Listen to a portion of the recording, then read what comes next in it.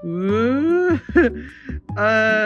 do I start this video? I originally made this video so we could celebrate hitting 10,000 views on Generic Adult Sitcom, and when it comes out, at the time I'm recording this, it has 30,000 views now!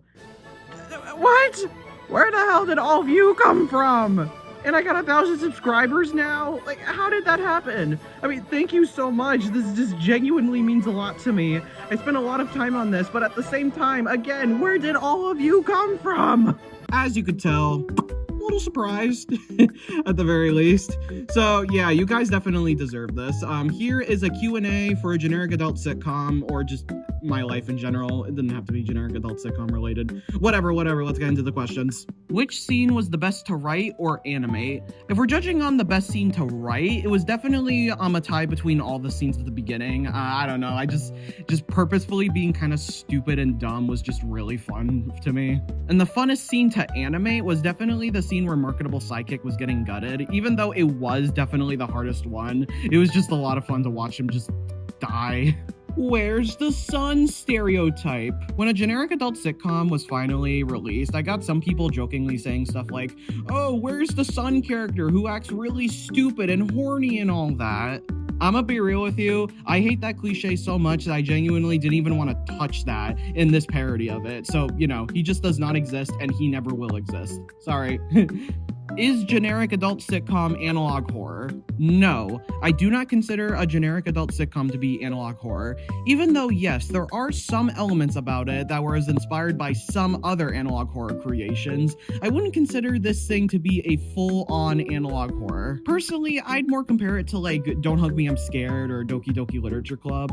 I mean, I'm not saying that I'm as good as Don't Hug Me, I'm Scared or Doki Doki Literature Club. I'm just saying that's like the biggest comparison I could personally make with it. And also, it was just the biggest inspiration behind this thing's existence. Which horror series inspired you to make this? Well, I kind of just said Doki Doki Literature Club and Don't Hug Me, I'm Scared. So, next question. Is Marketable Sidekick character so freaking tough boy? Laughing emoji, laughing emoji, laughing emoji. I can actually bench press 300 pounds, I'll have you know. What's my proof? Just trust me, man. Did you expect this much popularity? Oh, absolutely not. I already knew making this that this wasn't going to get the amount of numbers that some other indie animation stuff gets on the platform. And honestly, I was perfectly okay with that. As long as there were people who saw it and liked it, that was pretty much the biggest thing I could ask for. But I was only expecting like 1,000 views, maybe by the end of the year. But it currently, like I said, where did all of you people come from? But seriously though, thank you for your support, obviously. When did you start animating? I watched Object Cringe on the telly, and since I thought the creator was able to make all of this at such a young age, it inspired me to also try making stuff at that young of an age. Yes, Generic Adult Sitcom exists because of Object Cringe. Just take that in. What inspired you to make horror series? All of these things right here. All of them are inspirations for me. I love them so much. They're everything to me. What on earth prompted you to make this?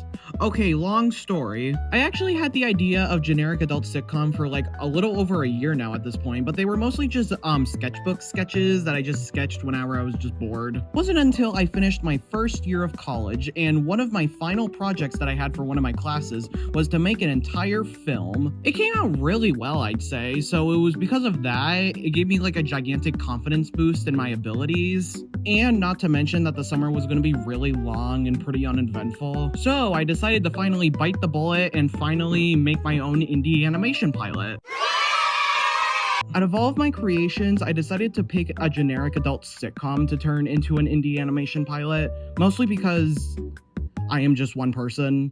Just one little person just working on this whole thing. If I tried making an entire animation pilot all by myself on the same level of quality as like Lackadaisy or Helva Boss within the span of just the summer, I would probably die in Minecraft. But since Generic Adult Sitcom is parodying shows that are pretty infamously well known for their cheaper animation budgets, I think the audience would be pretty okay if this wasn't on par with like other indie animation pilots, so, you know, it's a win for everyone. I'm so tired. What was the elephant's design inspired by? The FNAF plushies, but specifically the Hex plushies made by Dako, because I feel like they're a good sense of being both creepy and cute at the exact same time. And honestly, I just love plushies with button eyes. I always think they look adorable. Will you introduce more characters that will parody other stereotypes in the adult sitcom genre? Oh yes, absolutely. If I do end up making more episodes, there will definitely be more characters that will parody other stereotypes, in the genre anyway. No spoilers, obviously, but just a heads up. Does dad character have any friends? I'll have you know, I have over 1,000 friends. Yeah, you're all my friends now, no going back. Will there be an episode focused on emo daughter? Oh yeah, absolutely. One of the biggest problems that I have with the generic adult sitcom pilot is that emo daughter doesn't really have a ton to do, honestly. She has a couple lines and she's a cultist at a church, but other than that, she doesn't really have a ton to do, at least compared to the other three characters.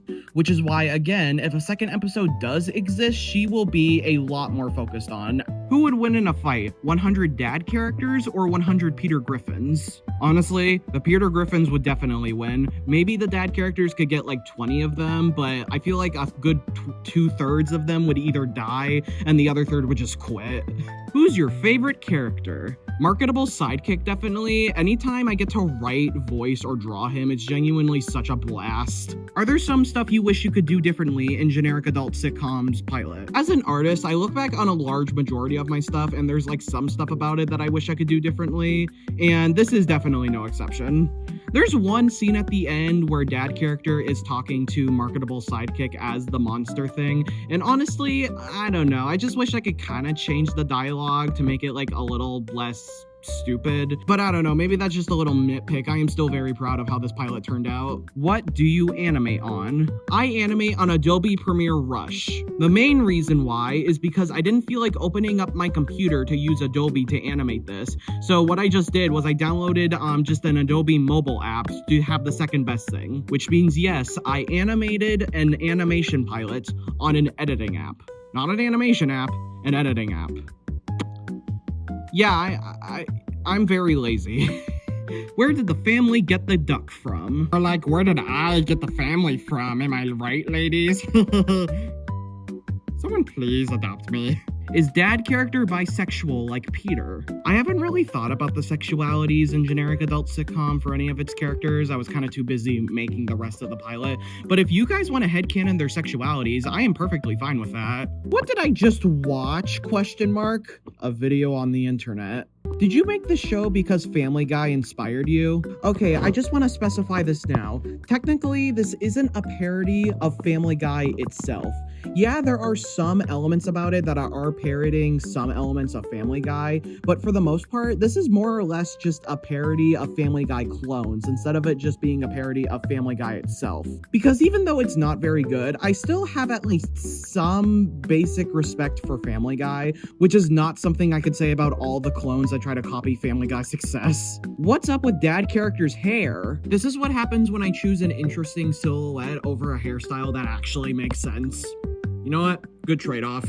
Scrapped content? Okay, the thing with my pilot is that I'd say a good 95% of the stuff that I wanted to be in here ended up getting in here in one way or another. However, I will say the biggest thing that got scrapped was there was never going to be that church scene or the scene where marketable sidekick just chased dad character down. Dad character just killed off marketable sidekick, then he walked in the dark for like a good 2 minutes, and then you hear marketable sidekick singing a lullaby, and then after the lullaby was over, marketable sidekick came out of nowhere and then killed him with a neck snap. Then everything we saw in the ending happens here, and then boom, over. I was fine with this at first, and then I thought about it for more than a second and realized, wait a minute, this is lame as hell. So I ended up reworking it to hell and back so I can actually make it good. And yeah, this is definitely a big improvement for what was originally gonna be in here, I can tell you that much. What's the deal with the bird? First of all, I'm a duck. Second of all, what's the deal with you actually getting women in your life? Also, here's a job application.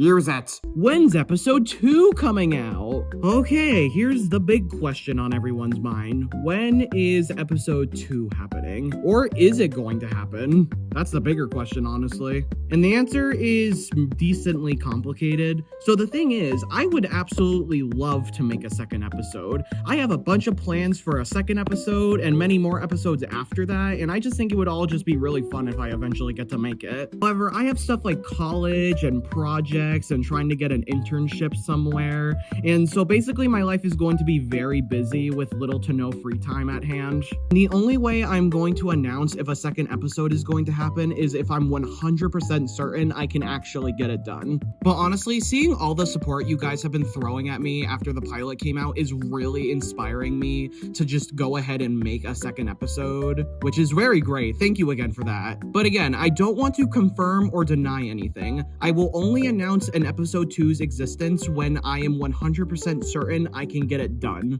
And I'll leave it at that for now. So yeah, that was my Q&A. I didn't really plan an outro for this, only an intro and the middle part, so play a clip from A Generic Adult Sitcom.